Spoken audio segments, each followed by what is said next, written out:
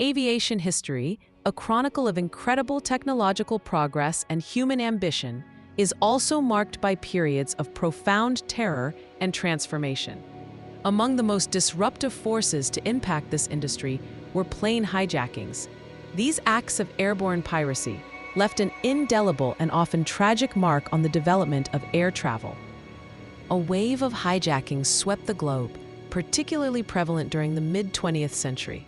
These incidents were not isolated events, but a disturbing trend that challenged the very notion of air safety.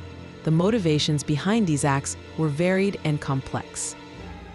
Some acts were driven by deeply held political motives, seeking to use aircraft and their occupants as leverage on the international stage.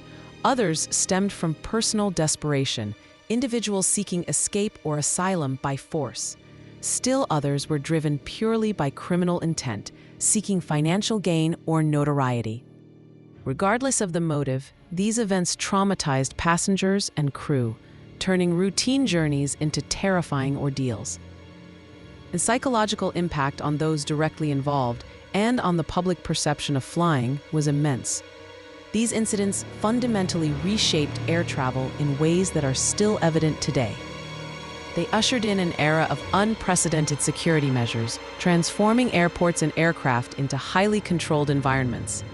The response to these threats became a defining characteristic of modern aviation.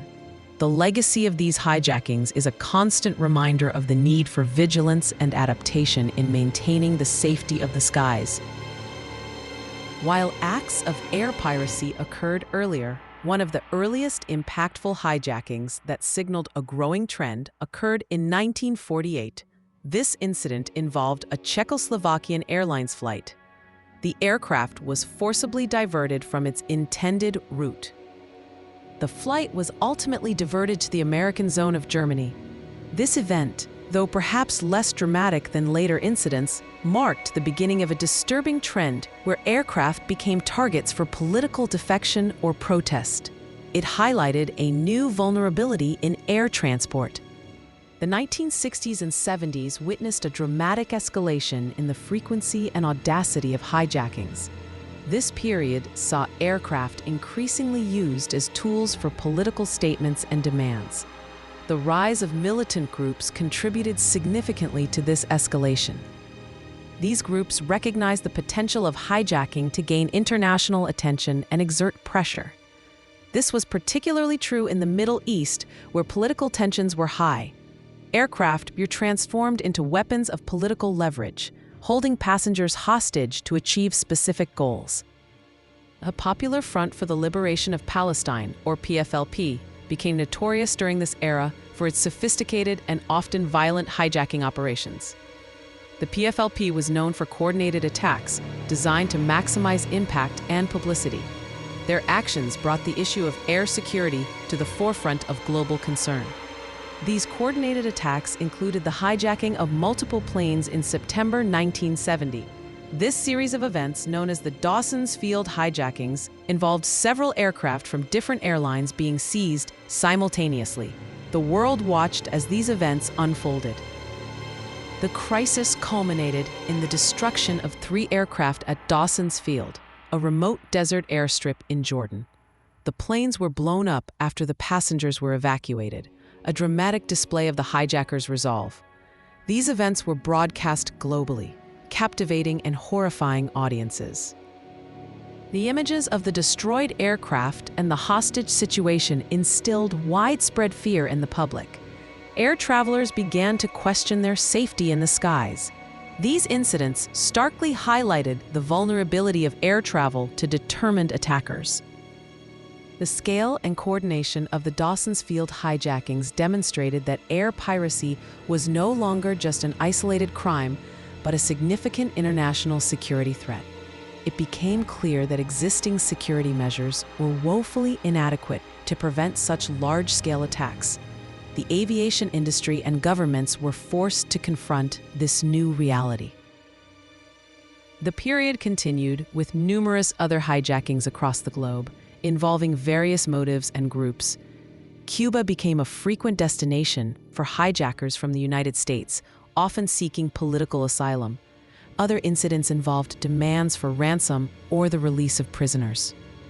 Each event, regardless of its specific outcome, added to the growing sense of insecurity surrounding air travel. Airlines attempted various ad hoc measures, but a coordinated international response was lacking. The ease with which individuals could bypass security, which was minimal by today's standards, was alarming. Pilots and crew members faced unimaginable pressure, often having to negotiate with armed individuals in confined spaces. The bravery and composure of these aviation professionals in the face of extreme danger became legendary. Their experiences underscored the human cost of these security failures. Governments struggled to develop effective strategies to counter the threat. International cooperation was necessary, but challenging to achieve. The legal framework for prosecuting hijackers was often inconsistent across different nations. The sheer number of incidents in the late 1960s and early 1970s created a crisis point for the aviation industry. Public confidence in air travel plummeted. Something fundamental had to change to restore faith in the safety of flying. The era of frequent successful hijackings served as a harsh and undeniable lesson. It demonstrated that the open and accessible nature of air travel, which had contributed to its popularity, was also its greatest weakness. The industry could no longer rely on simply hoping these events wouldn't happen. A proactive and robust approach to security was desperately needed. The focus began to shift from reacting to incidents to preventing them from occurring in the first place. This shift marked a turning point in the history of aviation security. The events of this period, particularly the high-profile and dramatic incidents like Dawson's Field, created the necessary impetus for significant change. The world recognized that the threat was real and required a unified global response. The stage was set for a complete overhaul of aviation security protocols. The impact of these hijackings was profound and far-reaching, extending well beyond the immediate incidents. They served as a brutal catalyst for fundamental changes in how air travel was secured. The era of minimal airport security came to an abrupt end. These events forced a comprehensive and systematic approach to security that had not existed before. Aviation security transitioned from a minor concern to a top priority for airlines, airports, and governments worldwide. International bodies like the International Civil Aviation Organization, ICAO, played a crucial role in establishing global standards. The most visible consequence was the introduction of now ubiquitous security measures. This included the widespread implementation of metal detectors for screening passengers. Baggage screening, initially less sophisticated, became a standard procedure to detect weapons and explosives. Passenger profiling, based on behavioral analysis and other indicators, was also developed and implemented as a tool to identify potential threats before they boarded aircraft. These measures, initially controversial and inconvenient, became accepted as necessary safeguards. The design of airports themselves began to incorporate security checkpoints as integral components. Cockpit doors were reinforced and procedures were implemented to prevent unauthorized access during flight. Air marshals, or in-flight security personnel, became a feature on many routes, adding another layer of defense. Security protocols for ground staff and aircraft maintenance were also tightened considerably. While the threat of hijacking has evolved over time, particularly with the events of September 11, 2001, the foundation of modern aviation security was laid during the crisis of the mid-20th century. The lessons learned from those early terrifying incidents directly informed the security architecture we see today. The constant adaptation and enhancement of these measures continue. The legacy of these historic hijackings is a complex one. They represent a dark chapter in aviation history, filled with fear and loss.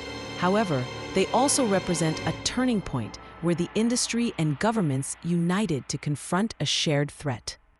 The security measures implemented as a direct result of these events have undoubtedly contributed to a safer and more secure flying experience today.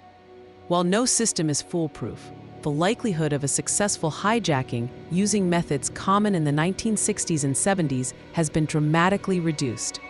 the vigilance born from those challenging times remains a cornerstone of global aviation safety.